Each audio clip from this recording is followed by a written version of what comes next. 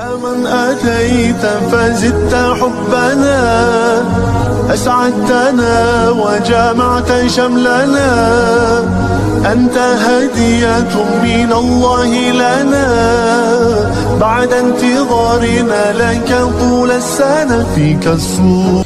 بسم الله. أولا السلام عليكم ورحمة الله تعالى وبركاته. Welcome back again to Ashraf Academic Online. marka lagu soo dhawaado Ashraf Academic Online waxayna socdo casharadeenii taxana ahaay waa sidii hore u sheegnay si maalinle ayaanu soo geli doonaa casharada marka laga reebo labada maalmood ee Khamiista iyo Jimcada ah. Okay, waxayna soo casharadeenii maanta waxayna qaadan doonaa conversation wada sheekaysi ayayna qaadan doonaa. Waxaan dib isku xasuusinaynaa inay socoto koorsadii online ka ahayd isdiiwaangelinteeda basic ahaa. waxaan rajeynayaa inaad ka faa'iideysan doonto insha Allah haddii aad u baahan tahay. marka haddii aan soo laabano cashirkeena maanta waxayna qaadan doonaa conversation wada sheekaysi intaanan Ingiriiska sharxaado u gelin intaan sharxaad gelina Ingiriiska ayaan dulmari doonaa insha Allah. Conversation. I request you many things before I start our conversation. First, people like when you are speaking to me. Second, avoid the meaningless argument which may cause misunderstanding between us, and choose a topic for us which deserves to be talked about. We shall talk about the advantage of policemen. Have you any theory about them? A policeman are the enemy of thieves, and they always keep the society and a lot of problems in society and deal with the population well. The policeman arrests the thieves, bandits, and the way liars in the stations, since the police are the eyes of the people. If there were no police, there is no any stability. Okay. haddana sharxaad ayaan u gali doonaa insha Allah. I request you waxaan ka codsanayaa many things waxyaabo badan. I request you waxaan ka codsanayaa many things waxyaabo badan before we started intaanan bilaabin ka hor our conversation wada sheekaysigeena. I request you waxaan ka codsanayaa many things waxyaabo badan before we started intaanan bilaabin ka hor our conversation wada sheekaysigeena. Okay, our conversation wada sheekaysigeena. Okay, first be polite.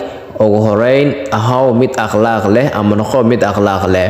First, ugu horeyn be polite and noqo mid akhlaaq leh when you are speaking to me. markaad aniga ila hadlaysid noqo mid akhlaaq leh ama qof akhlaaq leh markaad aniga ila hadlaysid.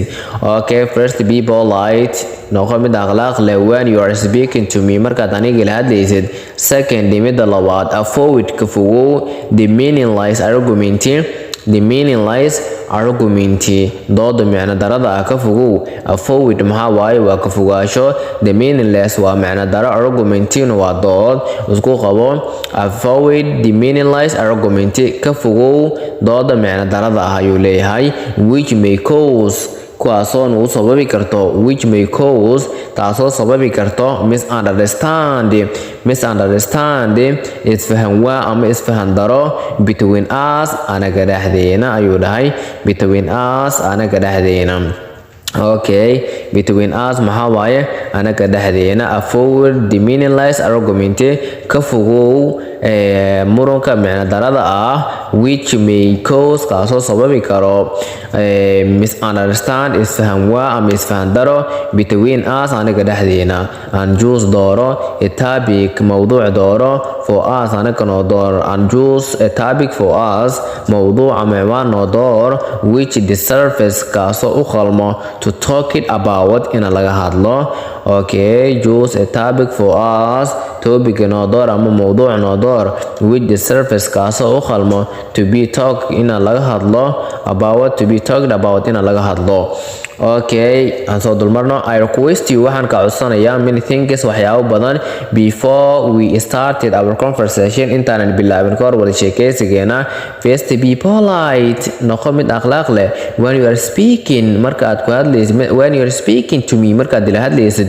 Second, marka labaad avoid ka fogow the meaningless argument dooda macna darada ah which may cause taasoo sababi karto misunderstand isfahan waa between us anaga dhexdeena. Elena and just door a topic for us anaka no door and the surface oo u qalmo which kaaso the surface oo qalmo to be talking about in laga hadlo. Okay, B ayaa qaadanaya hadda marka we shall talk waxaynu ka hadli doonaa ayuu leeyahay. We shall talk maxaa waaye waxaynu ka hadli doonaa we shall talk about waxaynu ka hadli doonaa the advantage faa'iidada of policemen booliska ayaan ka hadli doonaa ayuu leeyahay. We shall talk about waxaynu ka hadli doonaa the advantage faa'iidada of policemen booliska ayaan ka hadli doonaa. Okay, have you any theories? Okay, ma haysaa ama wax aragtiya ah about them oo ay ku saabsan. Have you any theories?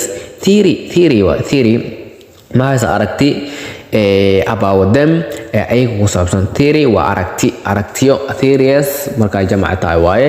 Theory waa aragti. Ma haysaa wax aragti ah ama aqoon dheeraad ah mawleed ayuu leeyahay. Have you any theory? Ma haysaa ama ma u leedahay يعني aragti ma u leedahay about them ay ka aragti ma u leedahay. We shall talk about waxayna ka hadli doonaa the advantage faa'iida of policemen booliska. Have you any theory? Aragti ma u leedahay oo aragti ma haysaa wax aragti ama haysaa about them oo ay ku saabsan. Okay, ayaa qaadanaya wuxuu leeyahay marka a policeman boolisku are the enemy waa cadowga of thieves macnaha tuugada. Policemen boolisyadu are the enemy waa cadowga of thieves tuugyada and they always mar walba keep waxa ilaaliyaan the security amniga. The security maxaa waaye amniga and a lot of problems dhibaato badanna in the society bulshada. Waxay kale oo ilaaliyaan a lot of problems dhibaatooyin badan in society bulshada ay ilaaliyaan ayuu dhahay. And deal waxay noola dhaqmaan with the population dadweynuhu. And deal waxay noola dhaqmaan with the population dadweynuhu well si wanaagsan ayay ula dhaqmaan. Well si wanaagsan ayay ula dhaqmaan. The boolisku arrested wuxuu xiraa the thieves tuugada ayuu xiraa. The boolisku arrest wuxuu xiraa the thieves tuugada ayuu xiraa. Bandits burcadka ayuu xiraa. Bandits maxaa waaye burcadka ayuu xiraa. And the way habka lawyers lakabyada in the stations saldhigyada. And the way habka lawyers lakabyada in the stations saldhiga. Since maadaama the boolisku are the eyes oo yahay indhaha of the people dadka. The boolisku since maadaama the boolisku are the eyes oo yahay indhaha of the people dadka. If there were no haddii aysan jirin boolis haddii aysan jirin there is no ma jiro any stability wax xasilooni ah ma jiro ayuu leeyahay. Okay, if there haddii uusan jirin if there were no police haddii uusan jirin police there is no any stability ma jirto wax xasilooni ah. Okay, aan ku soo celino. Policemen boolisyadu are the enemy waa cadowga of thieves tuugada. Of thieves maxaa waaye tuugada of thieves tuugada. And they always mar waliba keep waxay ilaaliyaan the society bulshada and a lot and sidoo kale and a lot of problems sidoo kale waxay ilaaliyaan dhibaatooyin badan in society bulshada ayna ka ilaaliyaan. And deal with the population waxayna dadweynaha kula dhaqmaan. And deal maxaa waaye with the population waxayna dadweynaha kula dhaqmaan well si hagaagsan. Well si wanaagsan ay kula dhaqmaan. The boolisku arrested wuxuu xiraa maxaa waaye wuxuu xiraa the thieves tuugada ayuu xiraa. Bandits burcadbadeedka ayuu xiraa. And the way habka liars lakabka the way habka liars lakabka in the stations saldhigyada lakabka saldhigyada. Since maadaama the boolisku are the eyes oo yahay indhaha of the people dadka. If there were no police haddii uusan jirin police if there were no police haddii uusan jirin police there is no any stability ma jireen wax xasilooni ah. If there no police haddii uusan jirin police there is no any stability ma jireen wax oo xasilooni ah ayuu leeyahay. Okay, waxaan rajeynayaa inaad ka faa'iideen insha Allah. Intaan ayuu noogu eg cashirkeena maanta. Waxaa ku kulmi doona cashir kale oo xiiso badan insha Allah. waxaad isku daydaa inaad ereyaash kala baxdo, ereyaash kugu cusub sida arrest oo xiritaanka, argument, forward, yani ereyo badan ayaa ku jiro. Society, population, stability, macnaha ereyadaas inaad kala baxdo isku day oo meel gooni aad ku qoratid. Bandits, ereyadaas isku day inaad ka kala baxdo. Englishka lagu sheegayo waa ereyo badan adigoo haasto oo whole construction sida la isku xiraayo. That words ereyadaas haddii aad garanayso ereyo badan haddii haysid oo qaabka la isku xiran aad fahansan tahay, you are perfect. waxaa taa qof kaamil ah fahad. marka isku day inaad ereyada cashir walbo aad fiirsato ama meel walba ka aragto, isku day ereyada cusub inaad notebook aad ku qoratid si aad dib ugu raacdid. waxaan rajeynayaa cashirkan waxyaabaha ku cusub inaad ka baxsan doonto insha Allah. khayr ayaan ku rajeynayaa. intaan ku kulmeen cashirka loo xiiso badan.